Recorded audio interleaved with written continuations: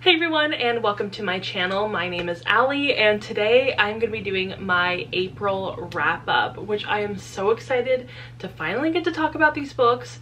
I have been waiting all month, and this is definitely my best reading month of the entire year of 2023, which is amazing and also saying something because I was in a slump for like nearly all of February and all of March. It was bad. I just was not enjoying reading in those 2 months, and I finally was able to like rekindle my love and passion for reading this month, which was really nice. And I read so many books that I have a varying degree of opinions about, and I have a lot to say, so I should probably just get right on in to talking about these books. So like I said, I read 11 books this month, and I started off the month with an ALC from Libro FM. I'm part of their like ALC program, where basically every month they release a selection of advanced listeners copies, which are basically like arcs in audiobook form. And one of the books that I got, I believe for February, was it February or was it March? I can't remember.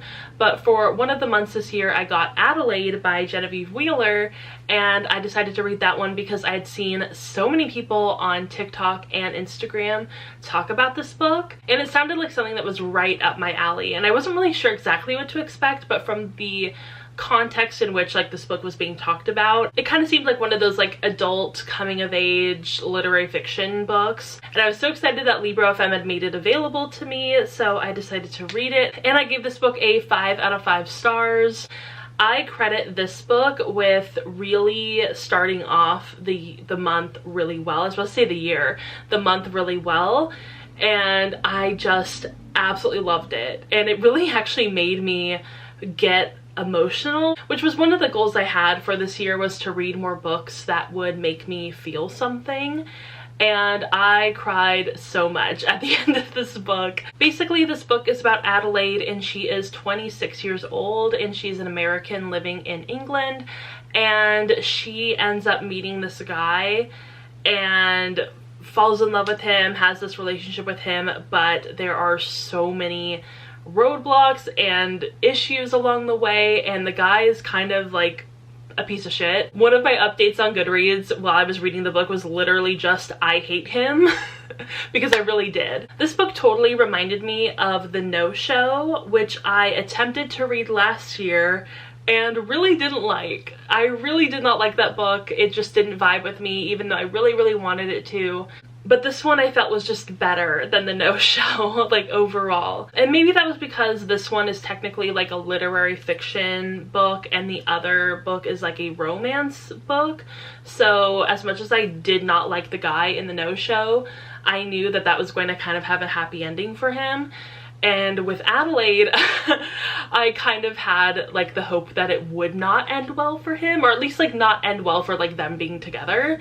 So I think that's probably why I ended up liking Adelaide a little bit more, or just like wildly more than The No Show, because I actually DNF'd that book last year. But yeah, this book was just absolutely amazing. I loved it, so well written, and I loved the main character. She was like quirky in this really adorable way and like a really charming way, which I feel like with a lot of books it can kind of teeter on the edge of being charming or being insufferable, but this one definitely landed on the side of charming. So I really enjoyed this book. I highly recommend it. The next book that I read was one that I also credit with getting me out of my slump, and it's a book that I had been wanting to read for so long, and that is Grown by Tiffany D. Jackson. I ended up listening to this audiobook on the way up north to like the Bay Area-ish, and I loved it. It was so amazing.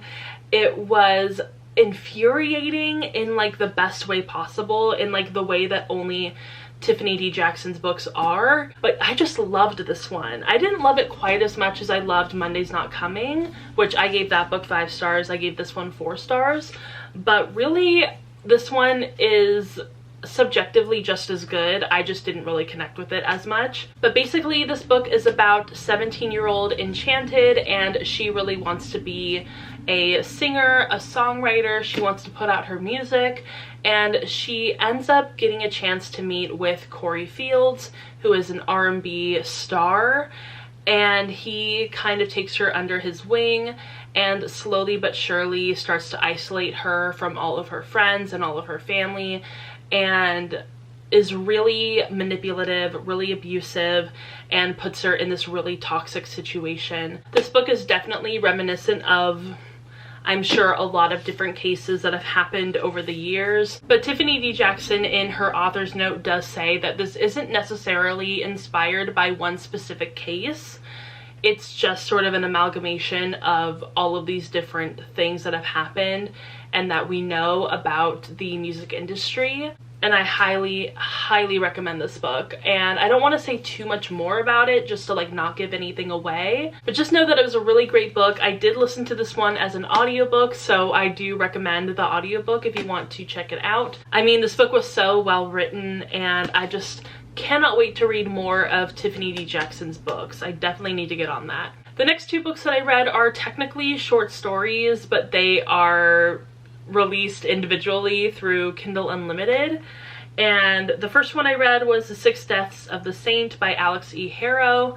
And this is one that I have been recommended so many times over the past couple of months. And I know a lot of people have read this one. A lot of people loved it.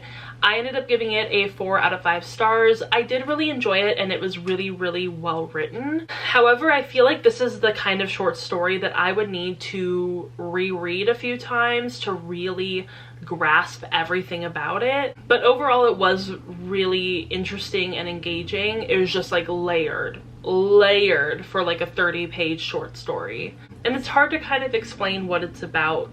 So I will just let you check it out on your own to see if you want to read it. But it is a fantasy short story, so if you're into fantasy, this might be a really good short story to check out. And if you have Kindle Unlimited, they have it as an audiobook, so it'll take you like 15-20 minutes to read. The second one that I read was Persephone by Lev Grossman, and I wasn't super into that one. It was leaning more YA, and it just kind of felt really cliched overall, so I gave it a 3 out of 5 stars. It was fine. It was like well written, but just nothing super special. The next book that I read is another one that I have been meaning to read for such a long time, for so long.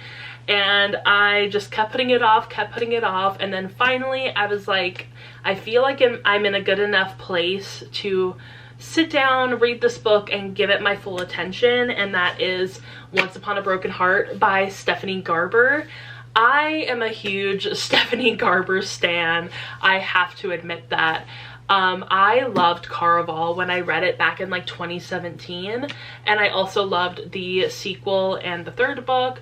So good, so iconic. I actually met her at Y'all West in 2019. I will insert a picture here.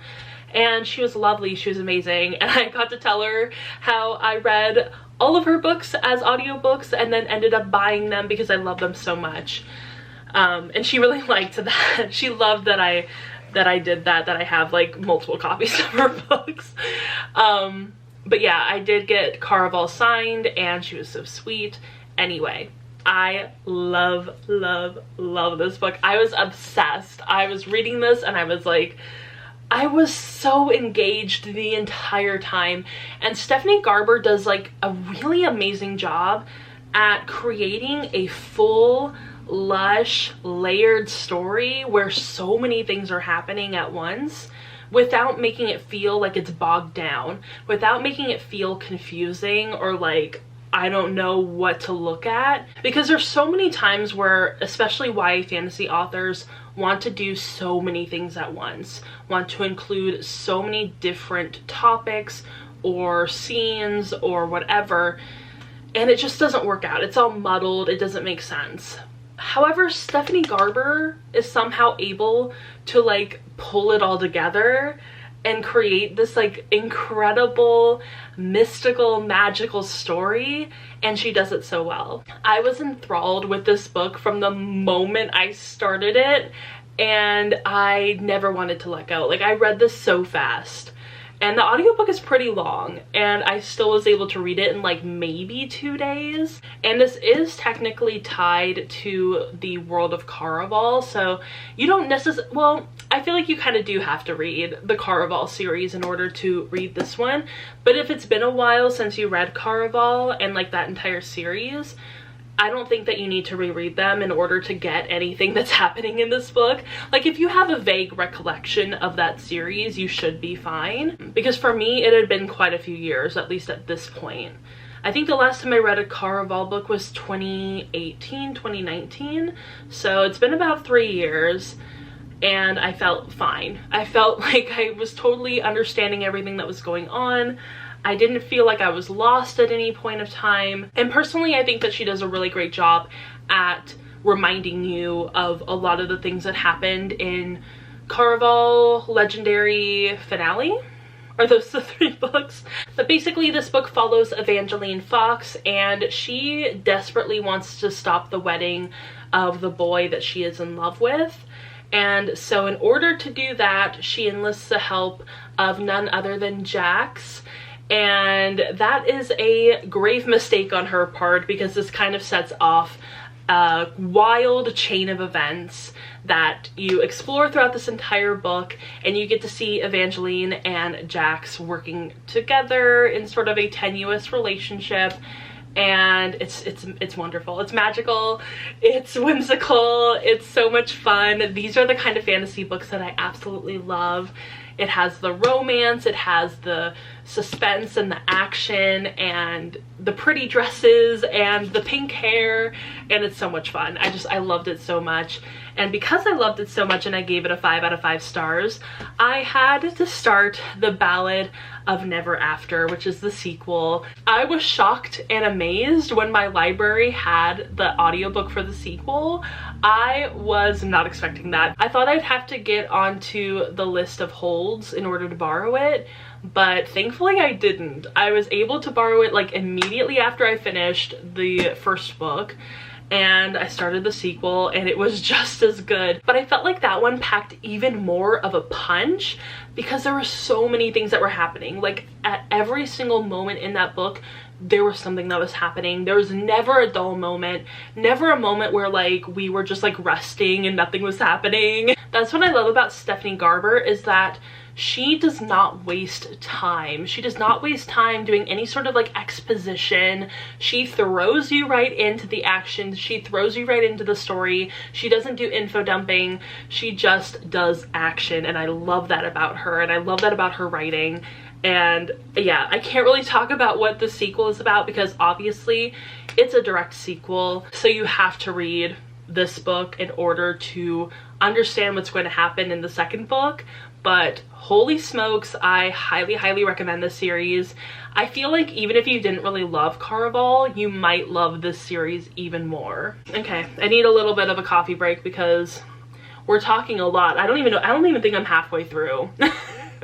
This is so many books. I have not done this big of a wrap up in so long. So the next book that I read this month, I did not really love, unfortunately, but it was also a book that I have been meaning to read for years, that has been on my shelves for years, so I'm really glad that I was able to get to it, and that is Ever the Hunted by Erin Summerall. I have to say, not one of my favorite books. You can hardly see the cover. It's unfortunate that we're kind of matching right now, but this book really did not stand out to me, and still doesn't really stand out to me at this point. I was really excited about it because if you have seen my recent video where I did some reorganization of my bookshelves, I did point out that this book has a very similar plot to a Claudia Gray book that I have on my shelves, and so that made me really excited to read it because I have read some of that Claudia Gray book. I do enjoy it, so I figured, oh, I might really like this one too, because the basic premise is that there is this girl and her name is Britta, and she was really close with her father. Her father was like this assassin, bounty hunter sort of deal, but he ends up getting killed. And the person that everyone thinks killed her father is his like protege. and the guy that the main character was like super in love with. And so she has to now go find him and bring him to justice because she believes that he killed her father, blah blah blah. Very similar plot to a Claudia Gray book that I don't really remember the title of, 1000 something. I'm not even gonna go check, it doesn't matter. But this book, I just did not like. It just didn't stand out to me. The only thing that really did stand out to me in this book was the intense and numerous instances of fat phobia. It was weird. It was like getting weird. With fantasy books, I expect a certain level of fat phobia just as like a given, unfortunately. That doesn't really excuse the fat phobia that happens in fantasy books, but I just know as like it's almost like a standard of fantasy at this point that a fantasy book will have maybe 1 or 2 instances of fat phobia that I just kind of have to deal with and brush off. That's the unfortunate reality. With this book, it was almost every other chapter. Like, I kept updating it on Goodreads being like, this is getting weird. This, like, why is there so much fat phobia? Like, what is this about? It almost felt like nearly every other character was fat and evil and disgusting and gross and bad. And I was like, that's really weird. And like, and all the good guys were thin. That's weird. That's strange. That's almost not a coincidence at this point. Yeah, I really didn't like this book. I gave it 2 out of 5 stars. I think that it was a total waste of my time. Even at the 92% mark, there was fat phobia. It was like, give it a rest. Give it a rest. The book is almost over. Anyway, I didn't like this book. It was so forgettable. I literally read it like maybe 2 weeks ago, and I don't remember anything about this book hardly. It was like so boring, so dumb. The magic didn't make any sense. A waste of my time, honestly. Waste of my time. This really was the month of starting a series and actually continuing that series. So the next book that I read was These Hollow Vows by Lexi Ryan, and I love this cover, which is also really unfortunate because I gave this book 3 out of 5 stars. It was just very much meh.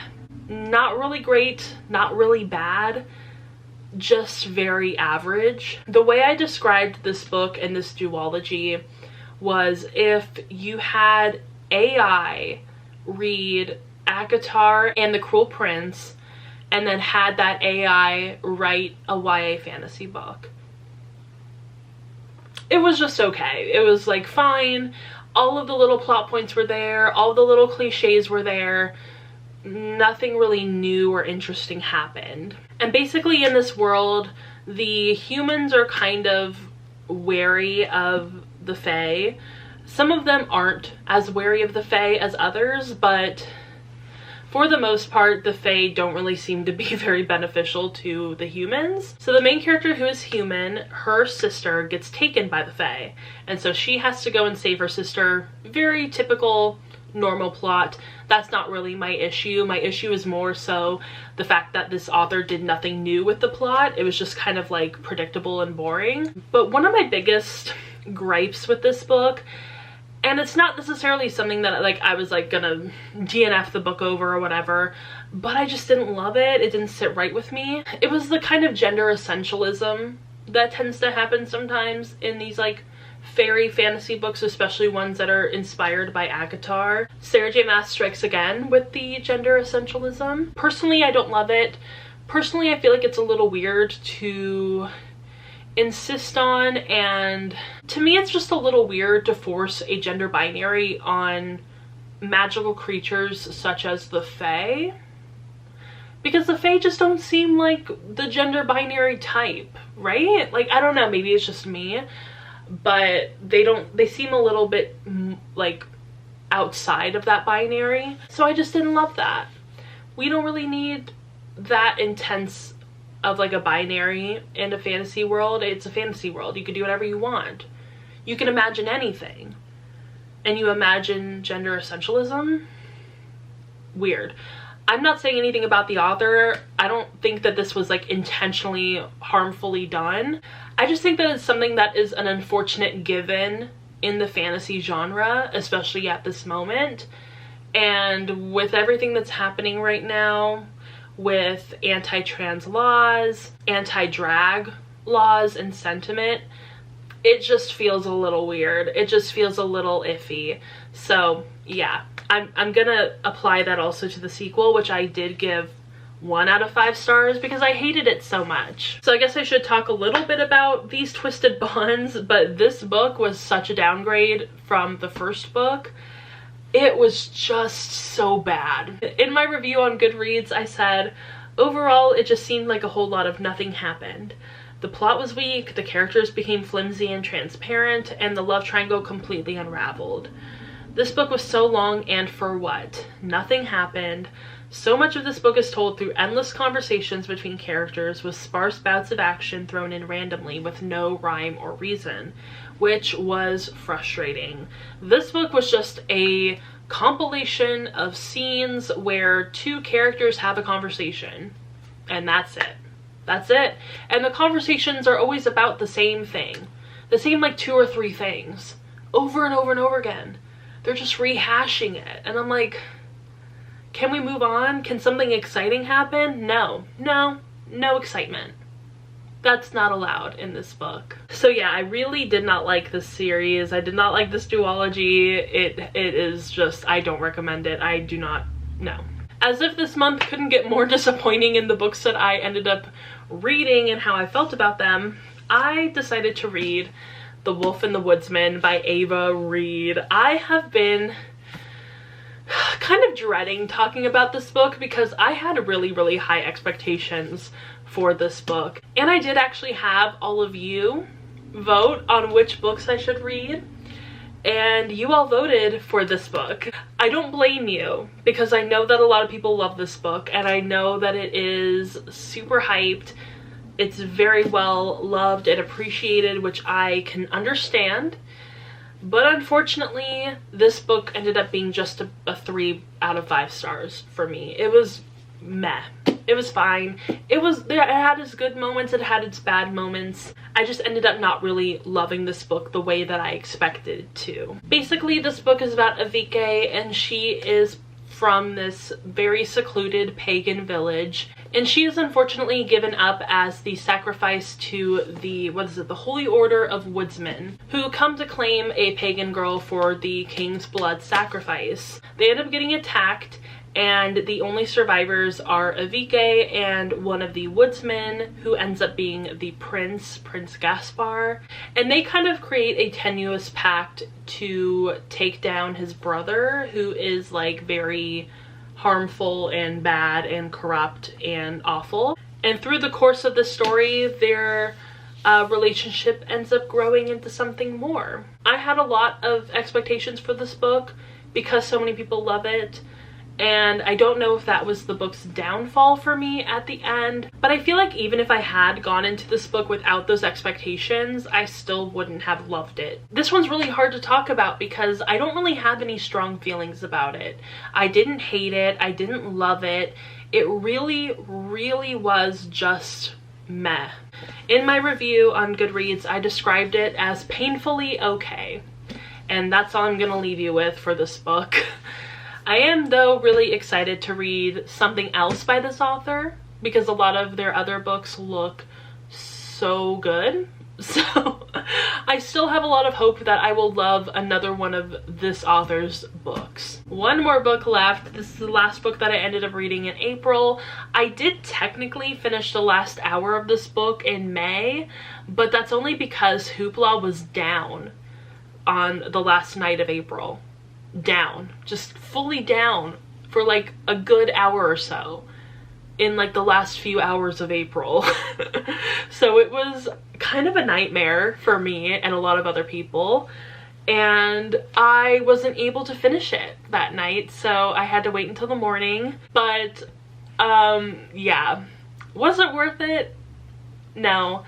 I ended up reading Hunted by the Sky by Tanaz Bethina, and I gave this book, I believe, 3 out of 5 stars, or was it 2 out of 5 stars? I'll have to check Goodreads. In my review for this book on Goodreads, I do quote Cher Horowitz from Clueless, and I describe this book as a full-on Monet. From far away it's okay, but up close it's a big ol' mess, which fully describes this book.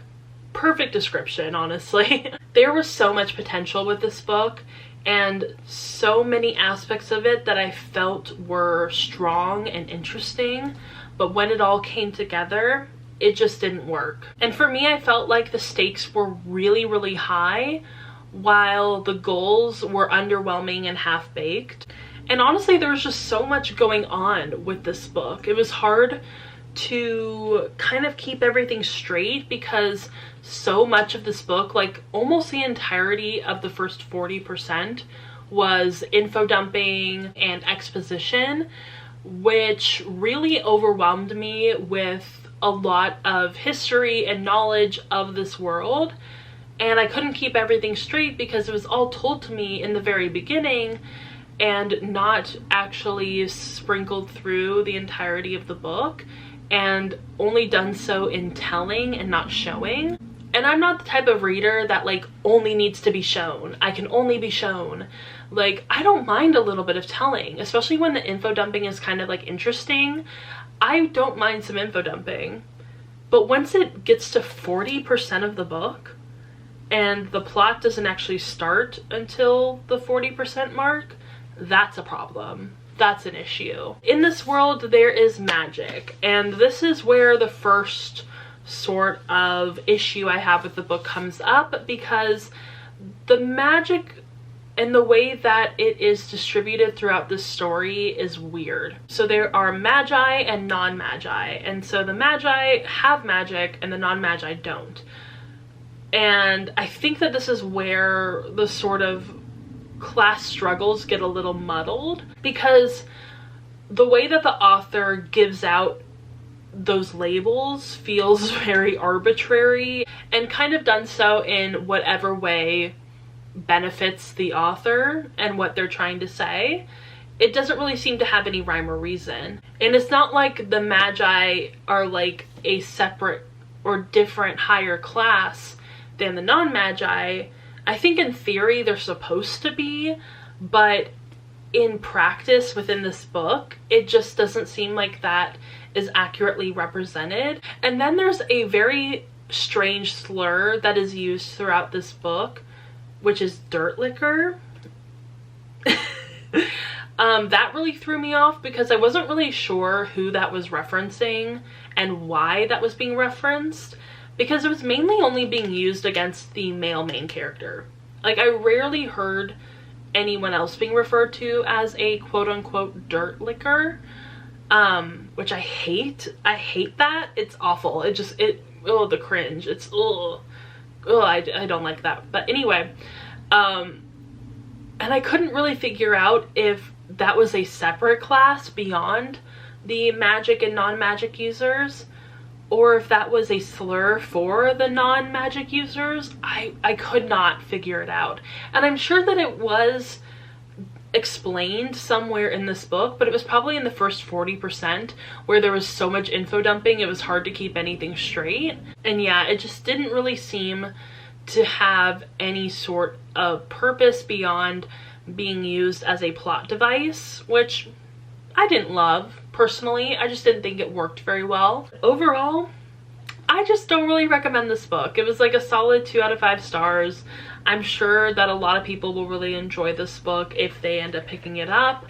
I believe that the overall rating for this book is pretty high. Yeah, it's a 3.87, which isn't bad. I just didn't really find a lot of good about this book. I just didn't really see anything that was sticking out to me as interesting or intriguing. I think it had some good ideas, but they just weren't seen to fruition. So yeah, these were all the books that I read in April, at least all the physical ones that I own. And I'm really glad that I've actually read my physical books from my shelves. I will be unhauling a few books, like these two and these two. these ones I'm keeping. These ones are gonna be the keepers. These are going back on my shelves, but these 4 are books that I am definitely unhauling. They are going away. They're gonna go on my Pango books. So if you watched this video and you still are interested in these books, which I mean, I suggest that you should be, because I don't think that any of my reviews should necessarily fully sway you one way or the other in terms of what you want to read. If you still want to read these books, I highly recommend that you do and make your own opinions. We all bring different biases and different experiences to reading that are going to color the way that we interpret these books. So even if I didn't like these ones, you might love them, and that's awesome. So yeah, I highly suggest that you check any of these books out, but I do really recommend these 2. I love them. They're so good. So yeah, that was my April wrap up. I hope you all enjoyed it. I'm so glad that I got to talk to you all about these books. And if you did enjoy this video, go ahead and give it a thumbs up and subscribe to my channel. Also, go ahead and follow me on Instagram, Twitter, Goodreads, Storygraph, TikTok. All the links for me down below, and I will see you all in my next video. Bye! Ooh, I thought it'd be me and you. Oh.